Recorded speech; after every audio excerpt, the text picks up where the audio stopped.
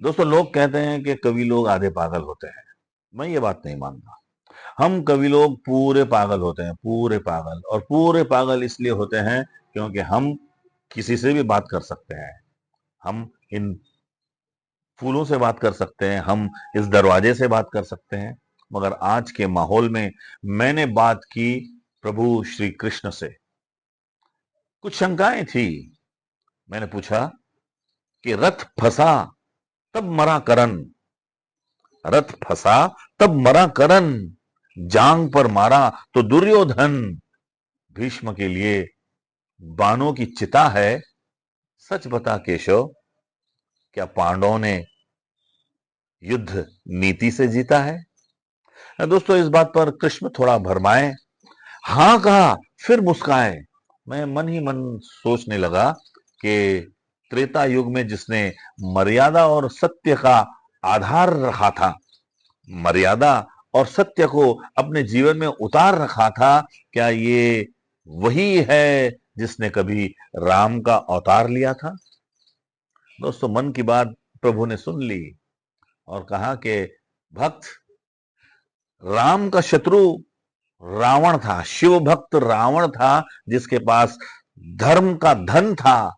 मगर पांडवों का शत्रु दुष्कर्मी महापापी दुर्योधन था। अरे, हर युग में समय अनुसार लड़ाई होती है। मर्ज जितना जटिल होता है, मर्ज जितना जटिल होता है, उतनी ही कड़वी दवाई होती है। हाँ, उतनी ही कड़वी दवाई होती है। ये सब निर्भर समय पर है।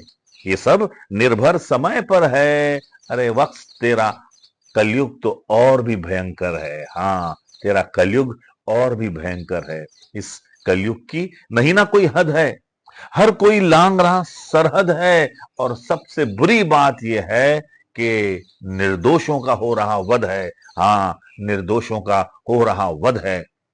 मैंने कहा, प्रभु, इसका दोषी कौन है? दोनों ही पक्ष दोषी, दोनों ही पक्ष इसके दोषी परस्पर है। मगर जिसने शांति प्रस्ताव ठुकरा दिया, सारा का सारा पाप उसी के सर है। सारा का सारा पाप उसी के सर है। इसलिए बेटा, मैं अब इस कलयुग में नहीं ना अवतार लेता हूं। हां, मगर धर्म बचाने के लिए मैं अपनी सारी शक्तियां एक निष्ठावान में उतार देता हूं। एक निष्ठावान में उतार देता हूं। तो दोस्तों, सुन रहे थे आप, ये थी मेरी और श्री कृष्ण की वार्तालाप। कितना सटीक कहा उन्होंने कि कलयुग में पाप बढ़ गया है। हर कोई स्वार्थी है। अरे, कुछ तो अपने ही विरोधी हैं। मगर प्रभु ने सब पापियों के लिए कब्र खोदी है। रावण तो राम, कंस तो कृष्ण, अब आया मुनीर तो समक्ष खड़ा हुआ मोदी है। समक्ष खड़ा हुआ मोदी है। मगर दोस्तों, यह भी सच है कि जिस भूमि पर सेवा है, सत्संग है, सुमिरन है, श्रद्धा है, वहां पर प्यार के फूल खिलते रहते हैं। वहां पर प्यार के फूल खिल के रहेंगे। और पाक तू नापाक है, तेरे कण मिट्टी में मिलकर रहेंगे। तेरे कण मिट्टी में मिलकर रहेंगे। भारत माता की जय। जय हिंद।